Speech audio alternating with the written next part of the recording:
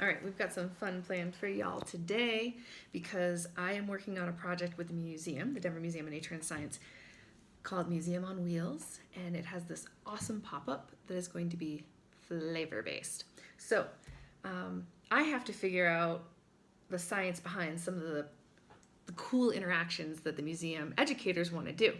So they sent me home with all of this stuff. I've got this amazing kit of activities, and I'm just going to walk you through what I'm going to do, and you can see what the life of a taste scientist looks like. So the first thing we're going to do is we're going to do miracle fruit with lemon and then flaming hot Cheetos to see what the miracle fruit does to it. So this is what miracle fruit looks like. Well, no, this is what the processed looks like. So miracle fruit really looks like a cranberry, but they don't stay stable very long, and there's a glycoprotein. Glyco meaning sugar, protein being protein. And so what they do is they make it synthetically and then put it usually in like potato starch. And that's what this is. So I'm going to dissolve this on my tongue, and I'm going to let that glycoprotein bind to my sweet receptor. And then it's going to basically tell my brain that I'm getting things that are sweet when I'm not, but under the conditions of acidity. So when the pH is low. So here we go.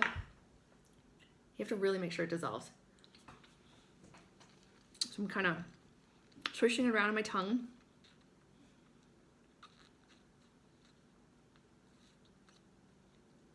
Trying to cover all of the sweet receptors that are on my tongue and my soft palate. Take some notes while I'm at it. So it tastes sweet and sour in and of itself. It's not chalky, so it's not like you're dissolving a Tums or something. It's kind of almost slick as it dissolves. It's taking a while. Okay, so dissolve.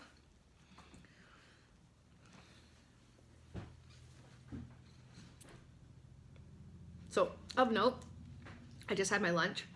So I'm doing these taste experiments during a time when it won't ruin whatever comes next in my food. I'm still dissolving it. La la la la.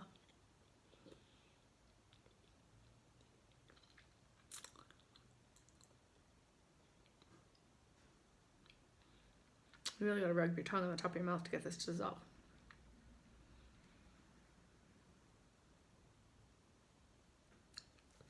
Alright, so it takes a while. Number one. So how does that impact the experiment that guests of the museum will do in the pop-up? I wonder if they're giving them a whole one. I know previously when I've done this, I've just done like a half one and it was plenty. But I doubt they're going to do that because they'll have to give people individually wrapped ones probably. I am still working on dissolving this. Okay. In the meantime, let me tell you what I got in front of me. I got my lemons, and I got my what are these? Hot Frito? Flaming hot Cheetos. Flaming hot Cheetos. Kids love them. So we're going to test out, and I tried the lemon beforehand to make sure it really was lemony. You know what? I didn't try this ahead of time. That probably would have been a good thing to do, to have a baseline for all you burgeoning sensory scientists out there. And then we're going to move on to the buzz button, which basically almost makes your trigeminal nerve feel like it's being activated like electricity. They use it in cocktails a lot, and we're going to try it with the lemon and ginger mocktail. And because I have the miracle fruit, there's no sugar in this. It's going to make it taste like it's got sugar in it, so it's a good combination. But we're going to see how long the buzz button lasts. We're going to see how long the miracle fruit lasts. And we're going to mess with it by adding some gymnemic acid, which interrupts and inhibits the ability to taste sweet. We're going to try a marshmallow with that. I'm still dissolving this, by the way. And finally, some dried durian fruit, because we want to look at some smell things. All right. I was never the kid that could just lick the Tootsie Roll Pop. I had to crack into it. All right, I think we got to the bottom of it. So my mouth feels It's not like my mouth feels anything different. It feels pretty normal. Makes sense. My saliva doesn't have a acidic pH. All right, let's do it. So we're gonna try the lemon first.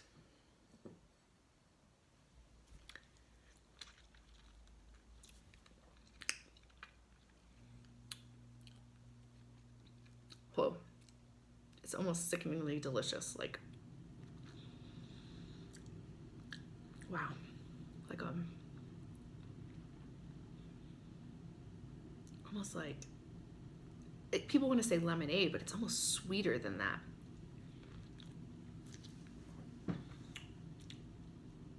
That's wild. Okay, that's good. For those of you out there who are going to try this, be careful how much citric acid you take or how much acid you take in your body, because you can give yourself a tummy ache. But anyway, this is really good. It's just getting better too. It's like, at first it was weird. I still got a little sour. Now I'm getting like the sour and the sweetness, like it's kind of addicting. So good. All right. Now let's see what happens with it. So this is started at 1 p.m. So I am going to have a slice of lemon every half hour until 5 to see how long the miracle fruit lasts, and to see what happens after I take the gymnemic acid to see if that inhibits it. All right, next up, Flamin' Hot Cheetos. It's like barbecue. I mean, I'm still getting the heat, but it's adding some sweetness. So what that tells you is, oh, that's different. So that's pretty easy. This tells you that Flamin' Hot Cheetos must have citric acid powder on it. So it's doing something to bring down the pH in my mouth. And when it does that, instead of it being kind of that more like picante spicy, you know, like you would get normally with a Flamin' Hot Cheeto, what you're getting now is like, it's almost like it's adding sugar, which isn't necessarily the sweetness that you normally get from this. So it makes it almost more like a smoky barbecue sauce.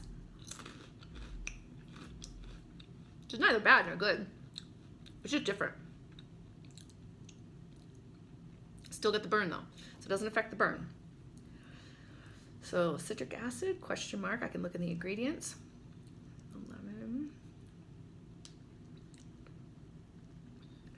Lemon was almost sickly sweet. Ooh, I'm getting the burn in the back of my throat now. I'm gonna have a little water. So what's going on here? So you can think about your sweet receptors like either a tent or a clamshell, whatever. And normally sugar molecules will come in, we'll pretend the marshmallows, and like bind in the middle, and it closes the receptor, and then it sends signals to the brain, and the brain says, oh, that was sweet. So what's happening now is the miracle fruit protein, the glycoprotein, binds to the outside of one half of the receptor. And when it does that, it tricks the receptor into changing its conformation even when there's no sugar. So there's no sugar, it's still like this. The sour, the acidity comes in, it makes it close, and the brain gets a signal that says it's sweet even though there was no sugar. So pretty trippy. So we know that this is binding to one part of that receptor, the miracle fruit.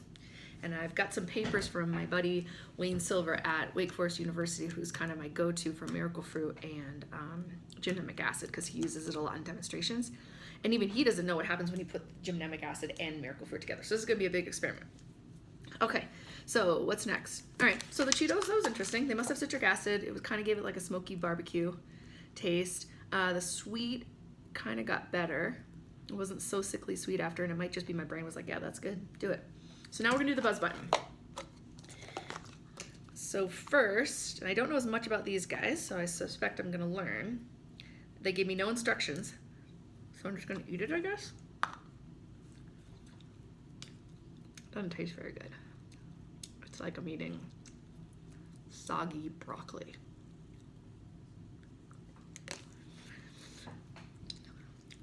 All right.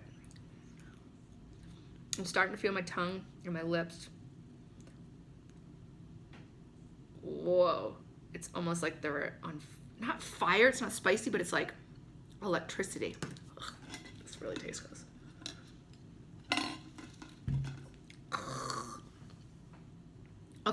So, whew, my trigeminal nerve is like, woo, baby. So trigeminal nerve is pain, temperature, and texture. Try. It's got 3 branches. They kind of go like this. One up here, one up here, one up here. There's one that connects to the tongue. Right now, it's like my tongue has this, like a million little tiny electricity pokes going on. Why people do this for fun, I have no idea. But let's try the drink. So we're going to try it with this cocktail. Mocktail. It smells really good. Ginger and lemon. I'll save some of this for later.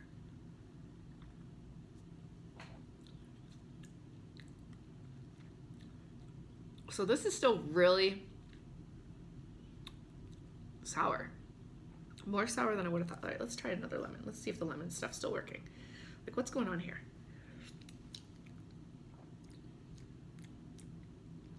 Interestingly, I wonder if there's something, so the water, me drinking water shouldn't pull the glycoprotein off of the sweet receptor, but all of a sudden now, I don't know if it's the buzz button or if it's just really intense having like this much lemon juice and ginger, maybe because the ginger has gingerol in it, and gingerol is going to make your trigeminal nerve get activated too because it's got that spicy pungency to it.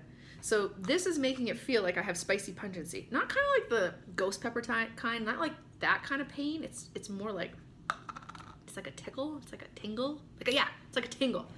So now when I drink this,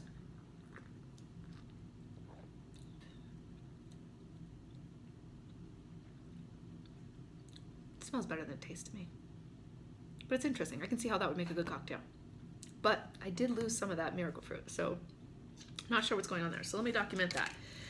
So I got this tingling kind of electricity.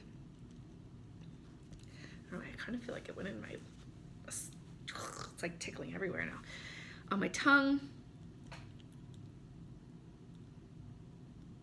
Not so much anywhere else. Mostly just the tongue.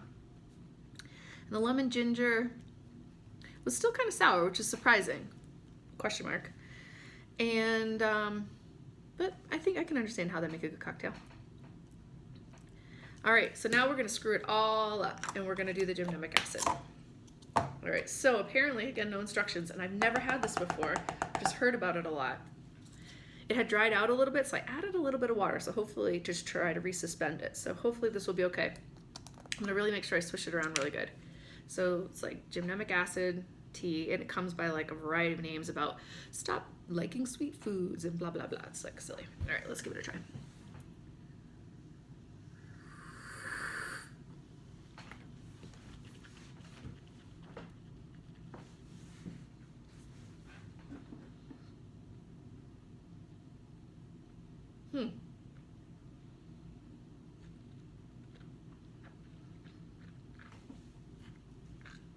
I don't know if you're supposed to swallow it or not. It started out kind of tasting good like a tea, and now my mouth just tastes bitter. Like I just drank coffee rinds or something. All right, I'm gonna let that sit for a second.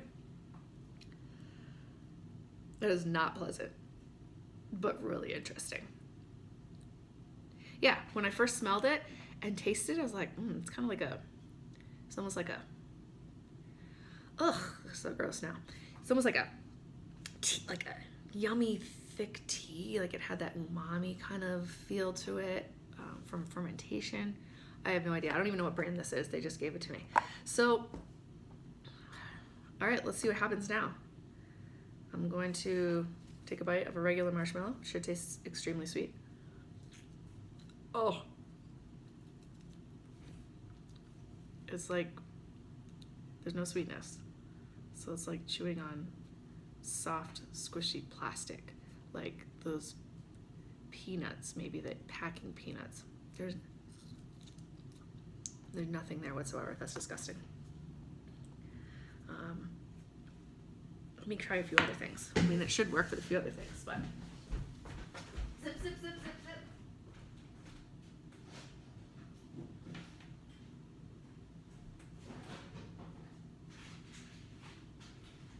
sip. All right, I've got sugar and M&Ms. So M&Ms, which I adore. Now, oh my gosh, so weird. It's like I'm crunching on baker's chocolate, maybe? No sugar whatsoever. So this stuff will definitely make you say, like, you have one of these, you're like, gross. I don't want that. All right, so I've heard sugar, when you do this, my buddy Wayne again from Wake Forest said sugar is like eating sand. So let's see. Oh, weird, except for it is dissolving. This is all very interesting. Okay, so whatever's going on here, wow. Whatever's going on here, the gymnemic acid, so weird. The gymnemic acid blocked the sweet.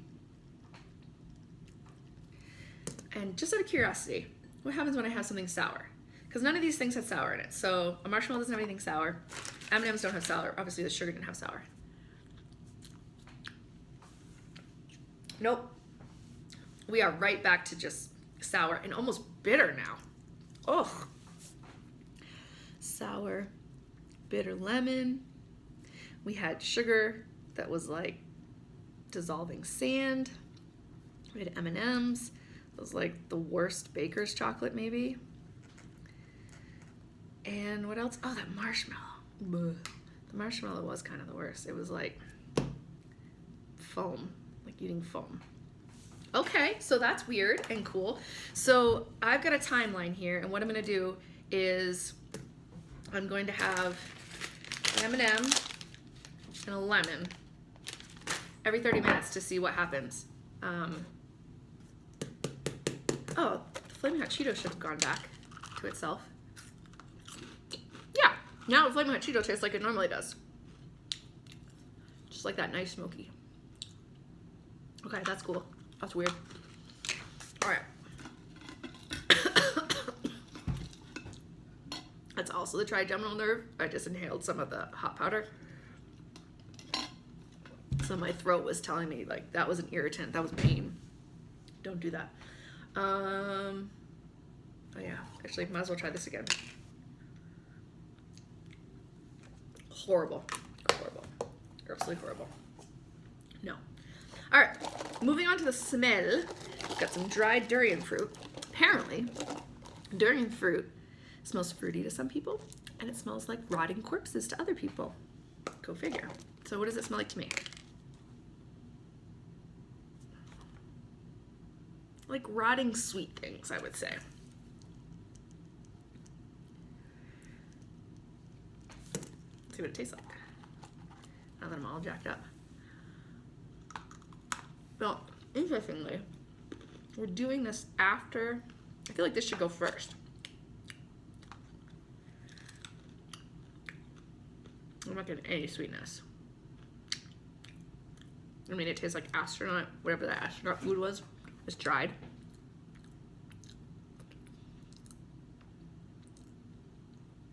I don't know.